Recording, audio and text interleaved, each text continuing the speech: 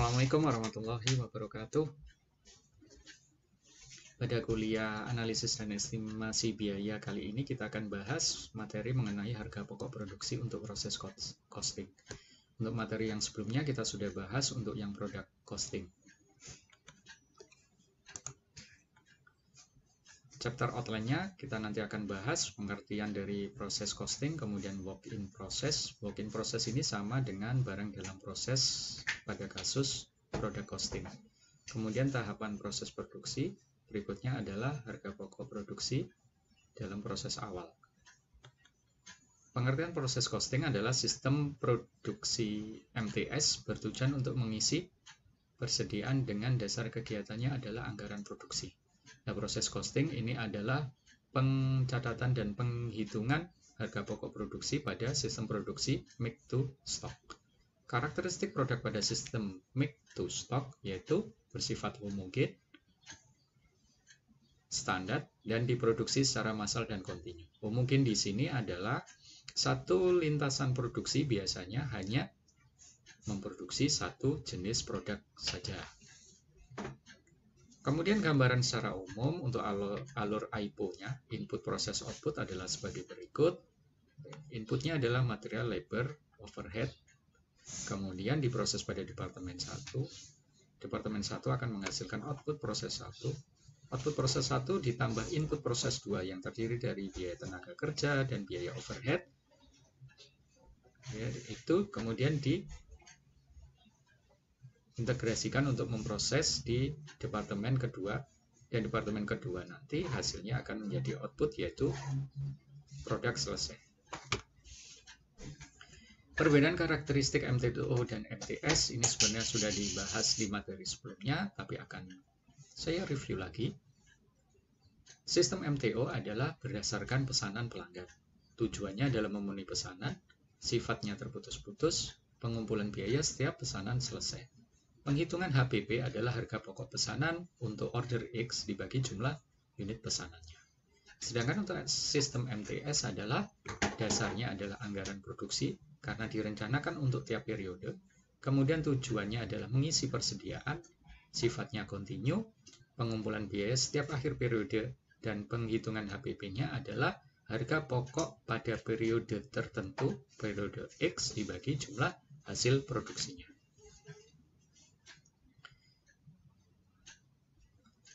Kemudian untuk sistem pembebanan biayanya adalah semua elemen biaya dibebankan berdasarkan biaya sesungguhnya, kecuali BOP dibebankan berdasarkan tarif di muka, yaitu berdasarkan estimasi dengan mengambil dasar adalah BOP dari periode-periode yang lalu. Sehingga sebenarnya bisa disimpulkan untuk semua elemen biaya tetap akan dibebankan berdasarkan biaya di muka sehingga mempermudah untuk penentuan harga jual. Kemudian di proses costing, kita tidak membedakan antara biaya bahan baku utama dengan biaya bahan penolong. Keduanya kita gabung menjadi biaya bahan. Hal ini dikarenakan proses produksi MTS sifatnya homogen, berarti sepanjang waktu jenis produk yang diproduksi tetap dan memiliki standar tertentu. Sehingga produk yang dihasilkan mendapatkan proporsi yang sama dan mendapat perlakuan yang sama.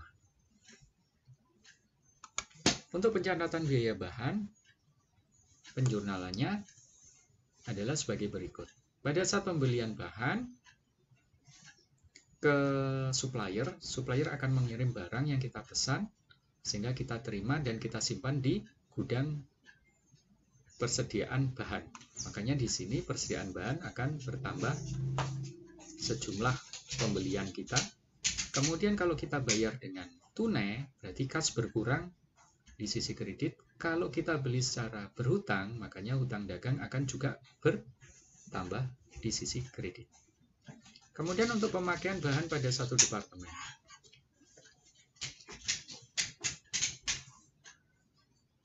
Pada saat bahan baku tersebut akan diproses, berarti bahan baku tersebut harus dikeluarkan dari gudang persediaan bahan. Makanya di sini persediaan bahannya akan berkurang senilai tertentu. Kemudian bahan tersebut akan masuk di departemen A, misalkan gitu ya, satu departemen tersebut. Sehingga di sini work in process untuk biaya bahan bertambah senilai tertentu. Kemudian pada saat sudah sampai di departemen tersebut, kita melakukan proses produksi, gitu ya. Nah, cuman untuk pemakaian bahan lebih dari satu departemen, ini tinggal dibagi saja berdasarkan WIP untuk biaya departemen X, WIP untuk biaya bahan departemen Y, dan WIP biaya bahan departemen Z. Nah, ini masing-masing ini kalau kita jumlahkan harus jumlahnya sama dengan persediaan bahan yang dikeluarkan dari gudang. Kemudian di sistem MTS, untuk proses costing kita mengenal istilah biaya konversi. Biaya konversi adalah biaya yang digunakan dalam mengubah bahan mentah menjadi produk jadi yang terdiri atas biaya tenaga kerja dan biaya overhead pabrik. Biaya tenaga kerja dalam sistem MTS tidak dibedakan antara biaya tenaga kerja langsung dan biaya tenaga kerja tidak langsung. Jadi di sini ya harusnya biaya tenaga kerja saja plus biaya BOP.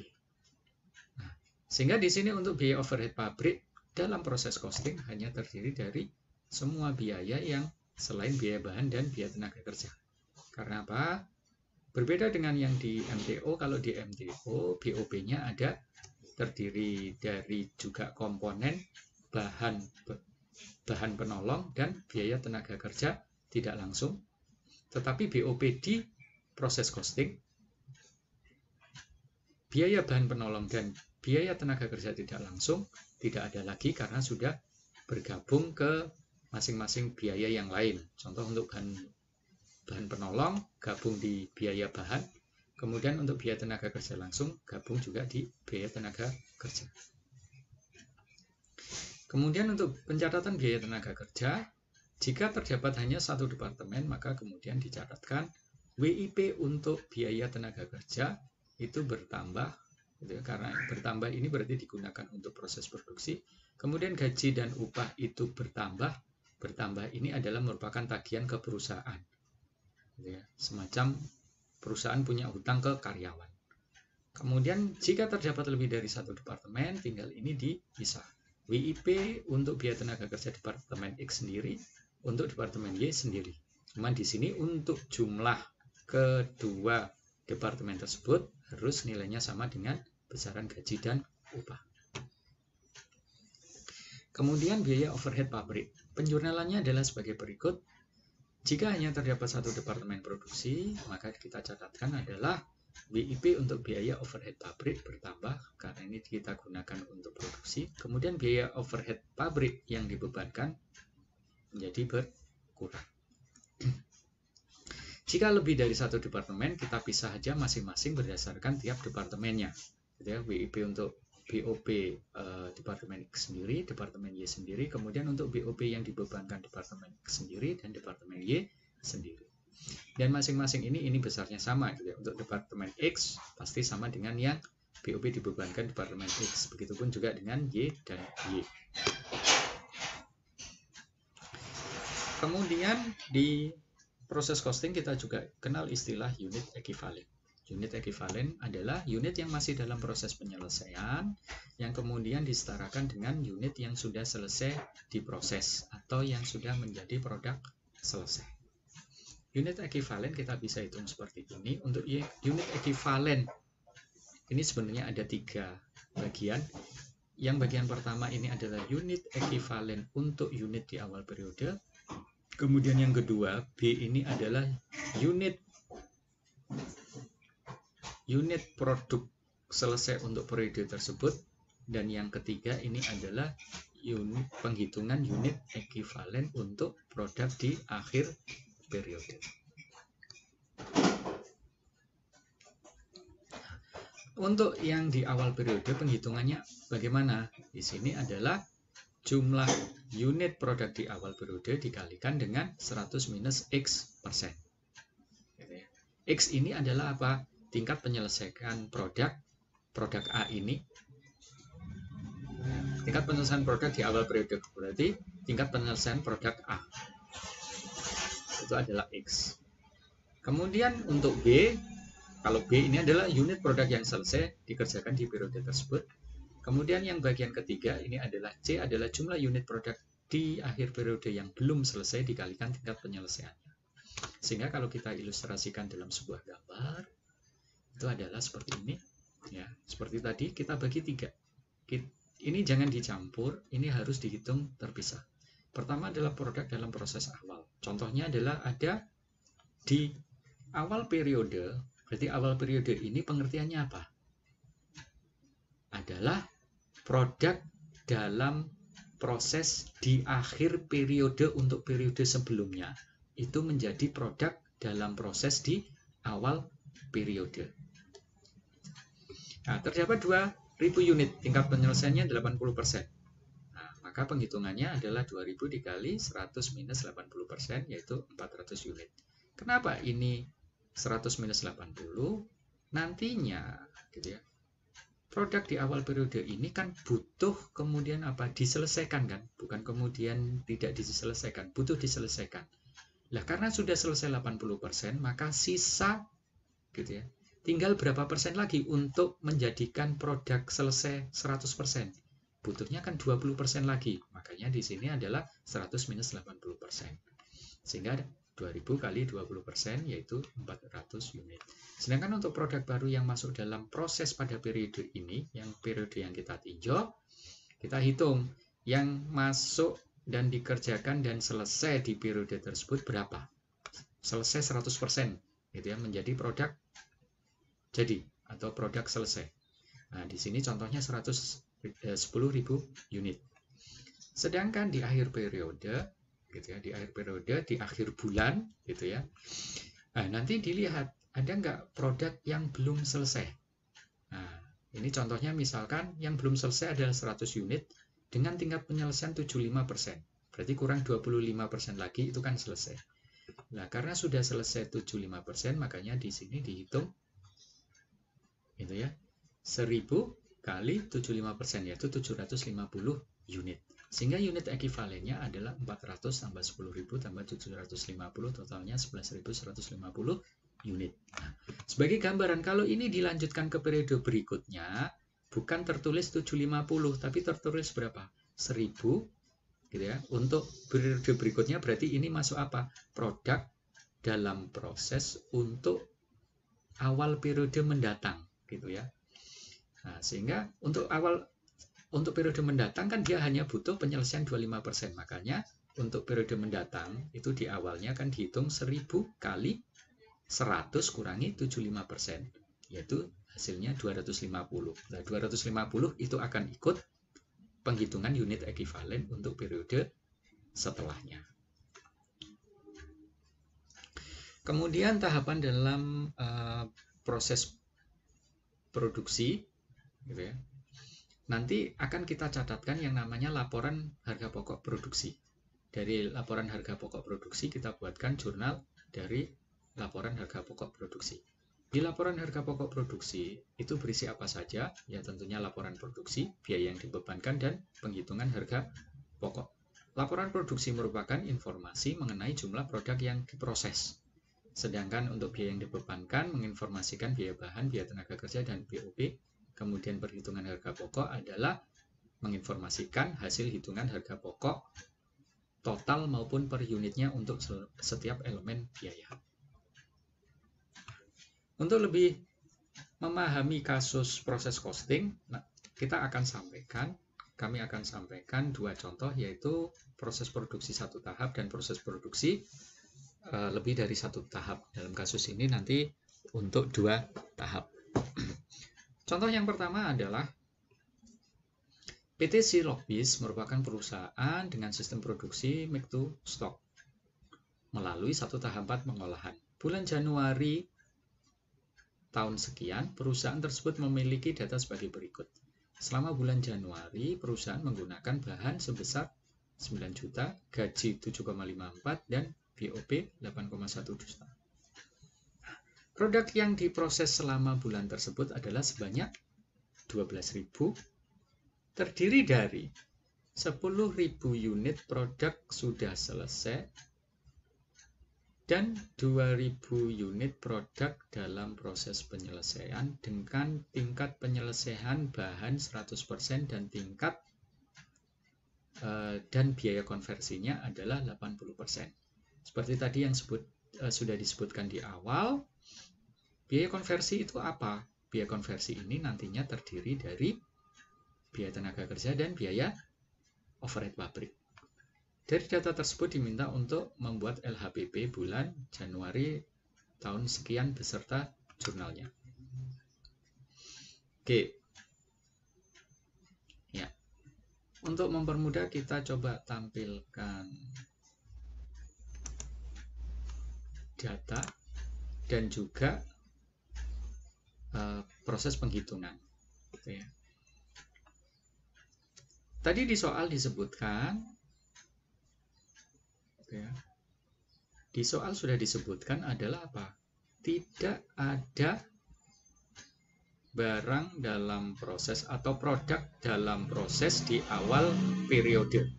Gitu ya. Itu perlu diingat, yang ada hanya nanti di akhir periode. Sehingga di sini kita catatkan untuk laporan produksi, produk masuk ke proses adalah 12.000 unit. Gitu ya. Di sini dijelaskan 12.000 unit terdiri dari apa? 10.000 gitu ya. Nantinya akan selesai dikirim ke gudang.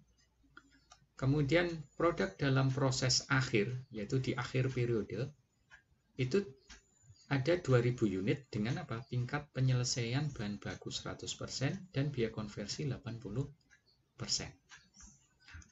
Kemudian sekarang kita hitung adalah biaya yang dibebankan untuk pertama adalah yang 10.000 unit. Kita bagi di sini ada elemen biaya bahan, biaya tenaga kerja, biaya overhead pabrik. Kita hitung unit ekivalen. Ya, pertama adalah 10.000 ditambah dengan 2.000 dikalikan 100%. Gitu ya. Dasarnya ini. Ya, 100%. Adalah unit ekivalen untuk biaya bahannya 12.000. Kemudian unit ekivalen untuk tenaga kerja 10.000 ditambah 2.000 kali 80%. Karena ini ya, biaya konversinya 80%. 11.600, overhead juga sama dengan tenaga kerja besarannya 11.600. Nah, di sini tadi diketahui total biayanya masing-masing. Untuk biaya bahan 9 juta, ini kan 9 juta. Kemudian untuk biaya tenaga kerja 7,54 dan BOP-nya 8,12. Nah, sehingga totalnya 24,66.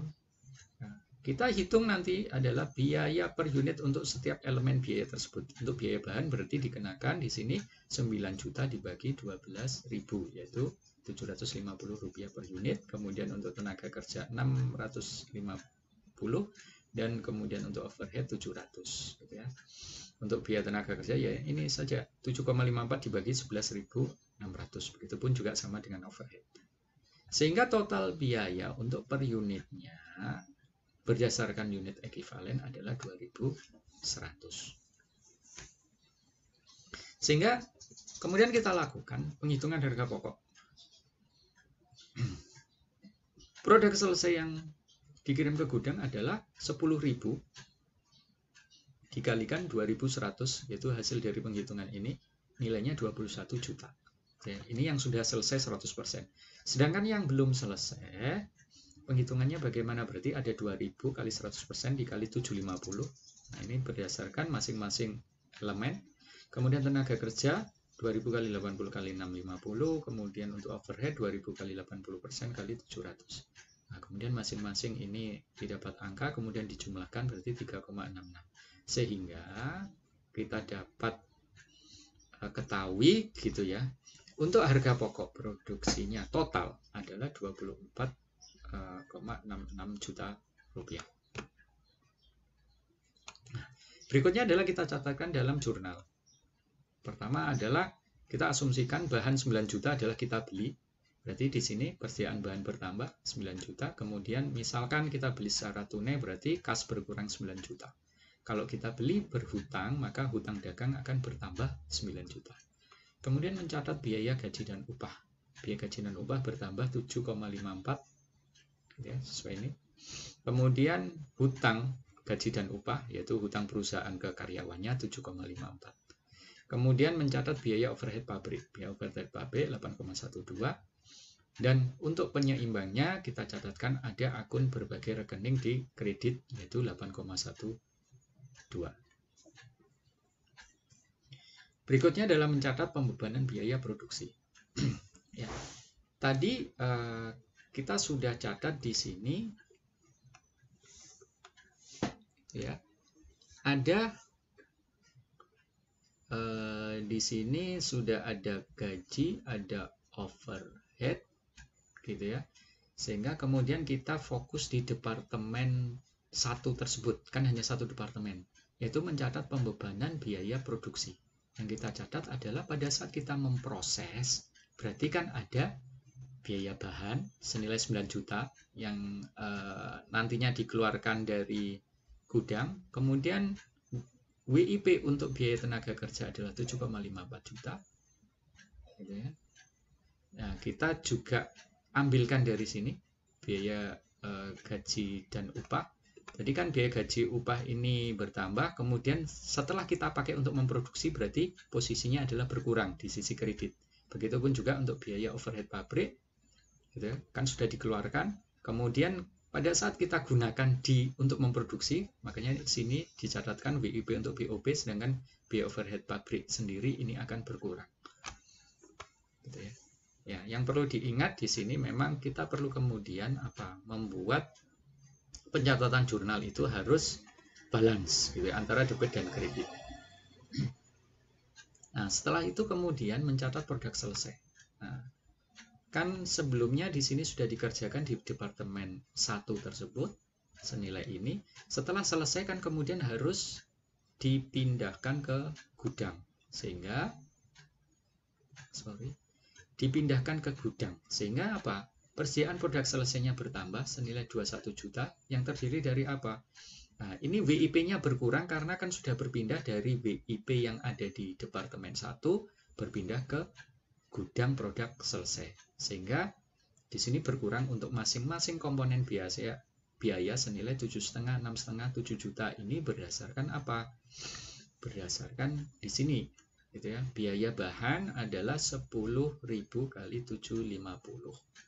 Nah, ini akan berbeda dengan yang sebelumnya. Ini kan 9 juta, sedangkan di sini 7,5 juta. Maksudnya apa? Ini 9 juta kan untuk 12.000 unit tadi, yang terdiri dari apa? 10.000 sudah selesai, tapi yang 2.000 belum selesai, gitu kan? Berarti nanti di work in process di departemen 1 nanti masih ada yang tinggal, gitu ya. Tidak semuanya masuk ke gudang produk selesai. Berikutnya untuk biaya tenaga kerjanya 6,5 ini dari mana? 10.000 kali 650, 10 overhead 10.000 kali 700. Sehingga ini kalau ditotal adalah 21 juta. Sehingga yang berpindah masuk ke persediaan produk selesai itu hanya 1.000 unit yang nilainya ini masing-masing komponen biayanya, dan totalnya adalah 21 juta. Nah, berikutnya adalah mencatat produk dalam proses akhir, ya, proses akhir maksudnya di sini di periode akhir, yaitu apa? Persediaan produk dalam proses bertambah karena kan tidak jadi dipindahkan ke gudang, makanya di sini tetap disimpan di penyimpanan sementara di departemen 1. Makanya ada persediaan produk dalam proses senilai ini. Itu terdiri dari apa? Biaya bahan 1,5 juta, biaya tenaga kerja sekian juta, biaya overhead pabrik sekian juta, gitu ya. Nah, ini didapat dari mana? Ya seperti tadi, 1,5 juta didapat dari 2.000 kali 80% kali 750, gitu ya. Seperti penghitungan yang sebelumnya ini. Nah, ini 2.000 kali 100% atau 750, tenaga kerjanya sekian, kemudian overhead pabriknya sekian. Nah, dicatatkan di sini. Oke, berarti di sini sudah ada produk selesai yang masuk gudang 21 juta, sedangkan untuk produk akhir yang belum selesai adalah sekian juta. Gitu ya. Sehingga kalau ditotal sebenarnya gitu ya, tetap sama seperti kita penghitungan yang sebelumnya di laporan harga pokok produksi yaitu 24,66 juta. Oke, ini adalah untuk yang proses produksi satu tahap. Berikutnya adalah kita bahas untuk proses produksi lebih dari satu tahap. Kita ambil contohnya di sini adalah ya 2 tahap. Gitu ya. Tapi sebelum kita bahas 2 tahap, kita perlu mengetahui terlebih dahulu tahapan dalam penjurnalan di proses produksi beberapa tahap.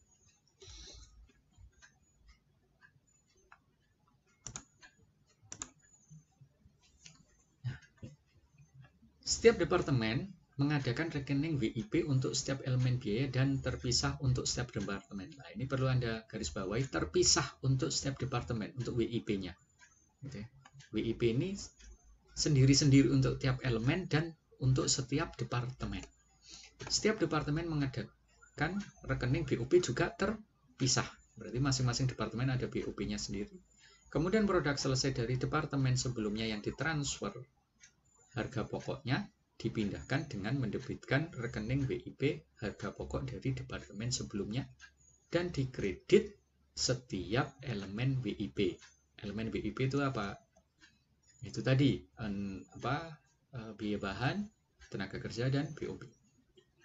Sesuai dengan biaya yang dibawa dari departemen sebelumnya.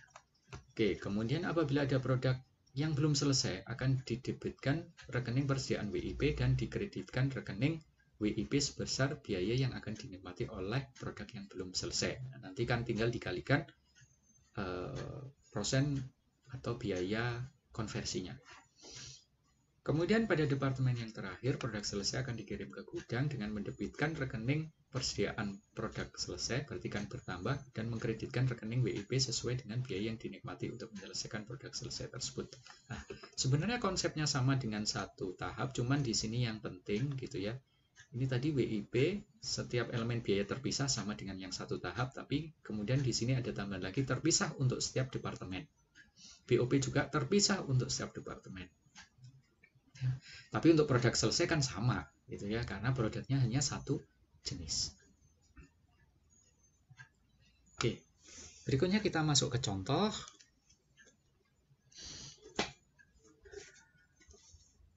PT Silokbis merupakan perusahaan manufaktur dengan sistem MTS, tapi terdiri dari 2 tahap proses pengolahan. 2 tahap tersebut diolah melalui Departemen 1 dan 2. Data produksinya adalah sebagai berikut. Untuk bulan November 2000 sekian. Departemen 1 terdapat produk yang masuk sejumlah 15.000 unit. Berarti nanti selama periode November gitu ya, akan diproduksi 15.000 unit. Dan sebanyak 14.000 unit itu selesai dan ditransfer ke Departemen 2. Sisanya masih dalam proses penyelesaian dengan tingkat penyelesaian 100% bahan dan 75% untuk biaya konversi. Berarti 14.000 ini nanti berpindah dari Departemen 1 ke Departemen 2, sedangkan yang 1.000 unit gitu ya, tidak berpindah dan tetap disimpan sebagai barang dalam proses atau work in process di Departemen 1. Kemudian pada Departemen 2 gitu ya, 14.000 unit yang masuk tadi, 10.000 unit itu nanti juga sudah telah selesai diproses atau menjadi produk selesai. Dan sisanya, berarti sisanya berapa? 4.000 unit dalam proses penyelesaian dengan tingkat penyelesaian 50% biaya konversi.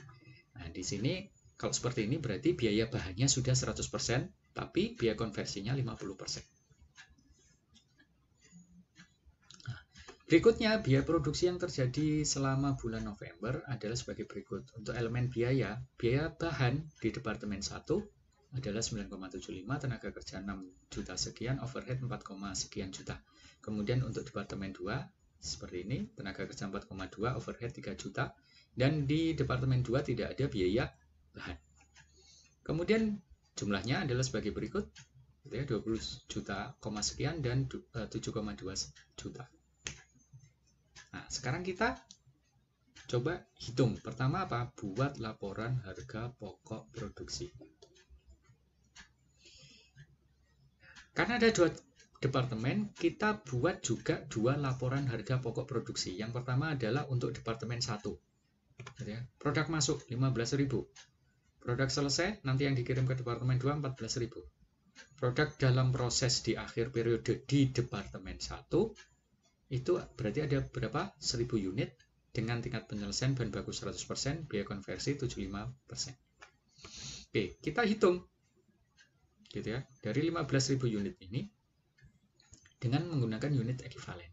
Untuk biaya bahan berarti 14.000 kali 1000 kali 100% berarti 15.000. Kemudian tenaga kerja adalah ini dikalikan 1000 kali 75% adalah 14.750. Begitupun juga yang overhead. Nah, tadi sudah diketahui di sebelumnya, gitu ya, diketahui sebelumnya adalah total biaya untuk masing-masing biaya. Di sini ada 9,75 dan 6 jutaan sekian dan 4, sekian, sehingga kita bisa hitung nanti 9 juta sekian dibagi 15.000, biaya per unit untuk elemen biaya bahan baku 650, untuk tenaga kerja 450 per unit, dan untuk overhead 300 per unit, sehingga totalnya adalah 1.400 per unit. Untuk penghitungan produk selesai adalah harga pokok produk selesai adalah 14.000 dikalikan 1.400. Ini belum maksudnya produk selesai baru di departemen 1 ya. Yang nanti nilai 19 juta sekian ini nanti yang akan masuk ke departemen 2. Sedangkan produk dalam proses di akhir periode yang tetap di departemen 1 adalah 1000 unit. Dengan penghitungan biaya bahannya 1000 kali 100% kali 650 yaitu 650, kemudian tenaga kerja 337, kemudian overhead pabrik 225.000, sehingga totalnya adalah 1,2 sekian juta. Sehingga untuk total keseluruhan untuk penghitungan harga pokok keseluruhan produk yang 15.000 tersebut adalah 20,8125 juta gitu ya.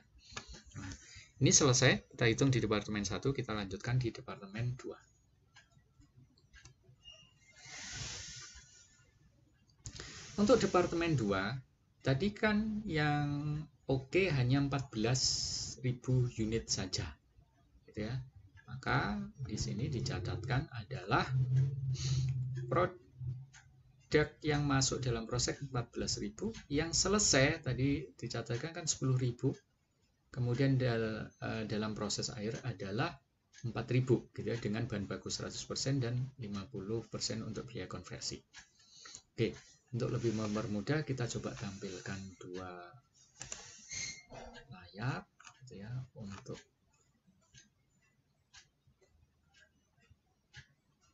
sebagai berikut.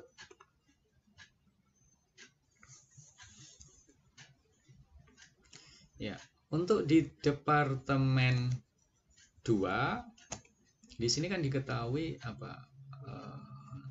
Dari departemen 2 10.000 unit telah selesai. Ya, 10.000, sisanya berarti pasti 4.000 dengan tingkat penyelesaian 50% konversi. Pada saat soal seperti ini, berarti asumsinya adalah untuk bahan bakunya sudah 100%. Gitu ya. Oke, kemudian kita hitung untuk biaya yang dibebankan terhadap 14.000 unit tersebut. Pertama, bukan biaya bahan lagi. Nah, ini kan transferan dari departemen 1. Harga pokok dari departemen 1 adalah 14.000. Gitu kan. Nilainya berapa? 14.000 ini nilainya ini kan 19,6 juta diambilkan dari departemen 1. Nah, ditulis di sini 19,6 juta. Sehingga biaya per unitnya yaitu 1.400 rupiah per unit untuk harga pokok dari departemen 1. Berikutnya adalah ditambahkan tenaga kerja dan overhead. Gitu ya. Dimana untuk tenaga kerja dihitung 10.000 ditambah 4.000 kali 50% ini adalah konversi, nilainya adalah 12.000 sama dengan overhead juga 12.000. Kemudian total biaya untuk biaya tenaga kerja 4,2, itu diambil dari soal di sini 4,2. Terus kemudian 3 juta, gitu ya, diambil juga dari sini 3 juta. Itu. Oke. Sehingga kemudian bisa dihitung 4,2 juta ini dibagi 12.000, ada biaya tenaga kerja per unitnya 350, untuk overhead adalah 250, sehingga total adalah 2.000 rupiah untuk per unitnya. Berikutnya seperti di tahap sebelumnya, produk selesai yang dikirim ke gudang adalah 10.000. Ini dikalikan berapa ya? Dikalikan 2.000 yaitu 20 juta. Dan yang dalam proses di akhir periode di Departemen 2 yang belum dipindah ke gudang karena belum selesai adalah 4.000 untuk biaya bahan 4.000 kali 100% karena sudah jadi semua 1.400, 5,6, sedangkan untuk biaya tenaga kerjanya ada 50%-nya kali 350, overhead kali 250, sehingga di sini masing-masing 700 dan 500.000. Sehingga totalnya di sini adalah 6,8 juta, sehingga di total di sini adalah 26,8 juta. Ya, sehingga yang selesai masuk gudang adalah 20 juta. Berarti apa? Yang bisa dijual itu kan yang sudah selesai ya, 20 juta. Yang ini belum bisa dijual. Nah, kalau diteruskan di periode berikutnya, kemudian diselesaikan, yang 6,8 juta ini baru bisa dijual. Gitu ya. Nah, kemudian untuk penjurnalannya adalah ya, kita tampilkan di sini bersebelahan. Oke. Jurnal yang dibutuhkan untuk bulan tersebut adalah pertama kita mencatat pembebanan biaya ke Departemen 1. Ya. Pembebanan di Departemen 1. Pada saat diproses di Departemen 1 itu butuh apa? Gitu kan? Butuh bahan. Nah, sehingga bahan dari gudang bahan dipindahkan ke Departemen 1. Makanya persediaan bahan di sini berkurang. Dan biaya, gitu, berarti ini biayanya hanya berpindah saja. Gitu ya. Biaya itu dicatatkan di sini, WIP untuk biaya bahan Departemen 1 adalah 9,75 juta. Itu bertambah, karena ini nanti sebagai salah satu resource untuk diproduksi di Departemen 1. Berikutnya adalah terkait dengan biaya tenaga kerja. Nah, tadi kan sudah dicatatkan, biaya gaji dan upah itu adalah senilai sekian. Ini kemudian dipakai, gitu ya. Biaya yang sudah dicatatkan ini kemudian nanti dipakai untuk proses produksi di Departemen 1, yaitu senilai yang sama. Berikutnya untuk overhead, sebelumnya juga sudah dicatatkan, berarti ini overhead dan biaya gaji ini nanti akan berkurang, berpindah ke pembebanannya, berpindah ke Departemen 1, yaitu di sisi debit bertambah, karena biaya itu penambahan ada di sisi debit. Berikutnya adalah setelah Departemen 1, kemudian kita mencatat produk yang belum selesai. Nah, tadi ini 9,75 dapat dari mana ya? Kita lihat di sini gitu ya. Oke, saya ulang. 9,75 itu didapat dari sini, laporan harga pokok untuk Departemen 1. 6, sekian ya, sama 4, sekian. Oke. Sedangkan untuk yang belum selesai kita juga tinggal catatkan di sini. Totalnya berapa? 1,2. Nah, ini persediaan produk WIP di Departemen 1 yang kalau ini yang selesai nanti akan dipindahkan ke Departemen 2 gitu ya. Sebagai apa? Harga pokoknya, yaitu nanti di sini kan ada harga pokok dari Departemen 1 gitu ya. Nah, itu nanti yang dipindahkan ke Departemen 2, sedangkan yang belum selesai ya tetap di Departemen 1. Makanya di sini persediaan produk untuk WIP Departemen 1 bertambah karena ya ini ngendon gitu ya, tetap tinggal di sana. Nah, terdiri dari apa? Nah, tadi kan apa? Nah, bahan bakunya biaya bahan 100% gitu ya. Nah, ini total 650. Kemudian biaya tenaga kerjanya 300 sekian, semua diambilkan dari sini. Nah, kita posting semua di ini seolah-olah kan begini, dari mesin kemudian senilai ini yang belum selesai kemudian dipindahkan ke penyimpanan sementara di Departemen 1 gitu. Sehingga penyimpanan sementara ini berupa persediaan WIP bertambah sekian juta. Berikutnya adalah mencatat produk selesai Departemen 1 gitu ya. Nah, ini kan kemudian apa? Kita pindahkan kan dari Departemen 1 ke Departemen 2 yang sudah selesai. Ya. Nah, dipindahkan maka di sini dicatat adalah WIP untuk harga pokok. Departemen 1 ke Departemen 2 adalah 19,6, itu bertambah, berarti WIP di Departemen 2, berarti produk ini kan semuanya yang berapa tadi? 14.000 itu dipindahkan ke Departemen 2. Senilai berapa? Ini senilainya. Nah, sama seperti ini nanti. Kita lihat di apa? Pencatatan di laporan harga pokok untuk Departemen 2. Gitu ya. Nah, berpindah kan 14.000 ini senilai berapa ya? Ini 19,6. Karena ini sudah berpindah ke Departemen 2, maka di Departemen 1 akan berkurang gitu kan. WIP ini akan berkurang yang terdiri dari komponen biaya bahan, tenaga kerja, dan BOP karena sudah selesai untuk di Departemen 1 dipindahkan ke Departemen 2. Lah ini semua biaya ini akan berkurang karena sudah berpindah. Ya, sehingga yang berkurangnya berapa? 9,1 lah, ini sesuai dengan apa? Besaran yang 14.000 tadi. Gitu ya.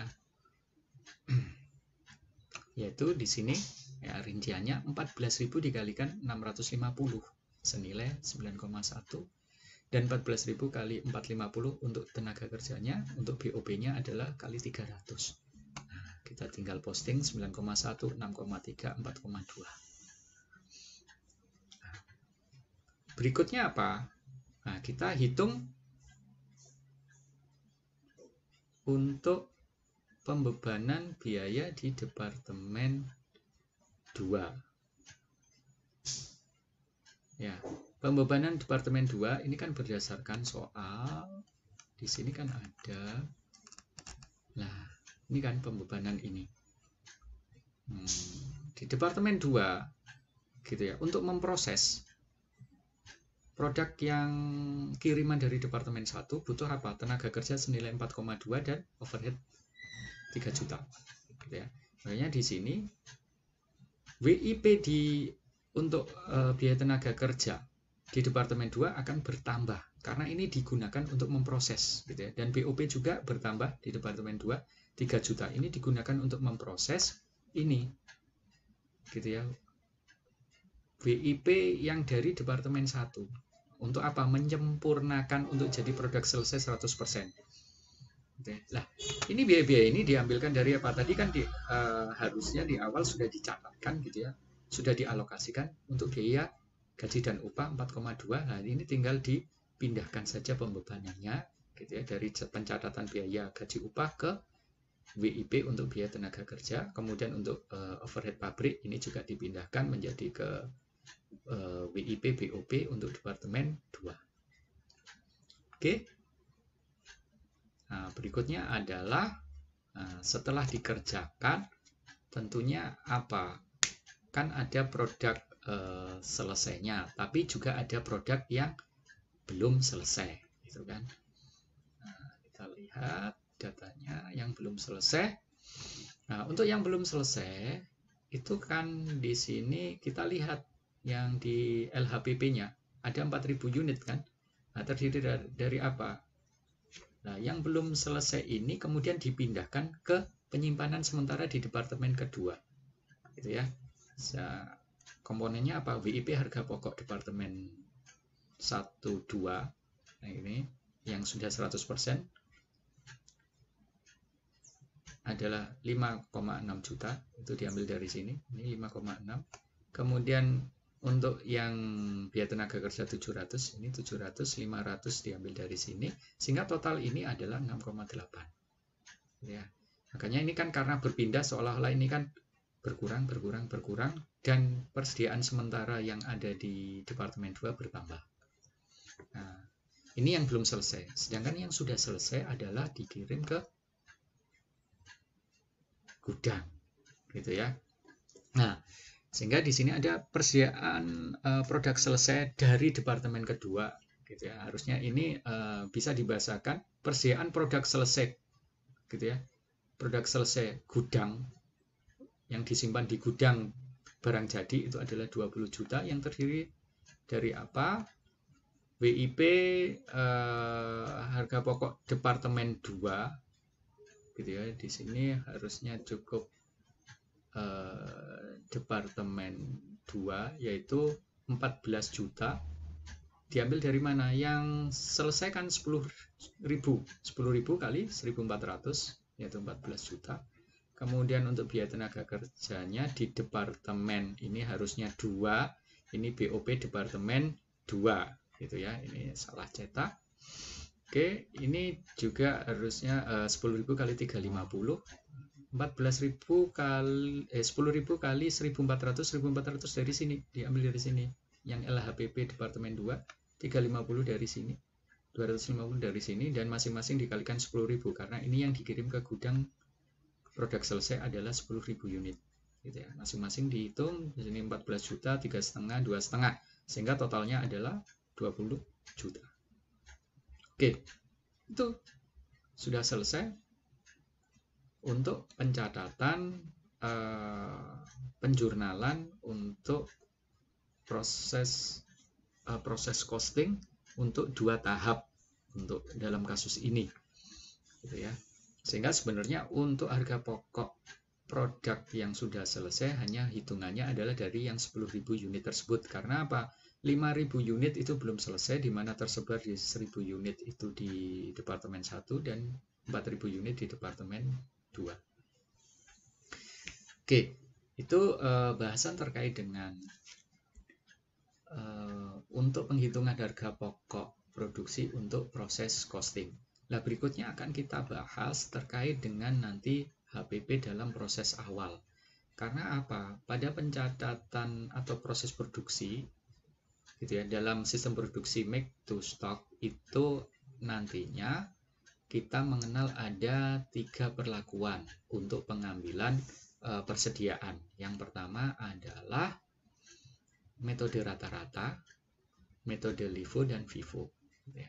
Nah, maksudnya proses awal, seperti contoh yang sebelumnya, baik 1 tahap ataupun 2 tahap, kita belum bahas untuk yang apa?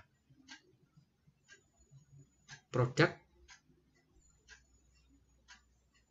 dalam proses di awal periode, gitu ya.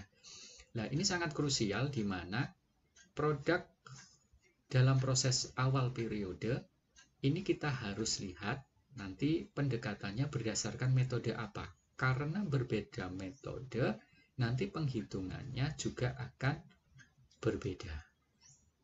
Gitu ya. Oke, sehingga nanti ada 3 metode ini yang kita pakai, rata-rata, last in first out, atau first in first out.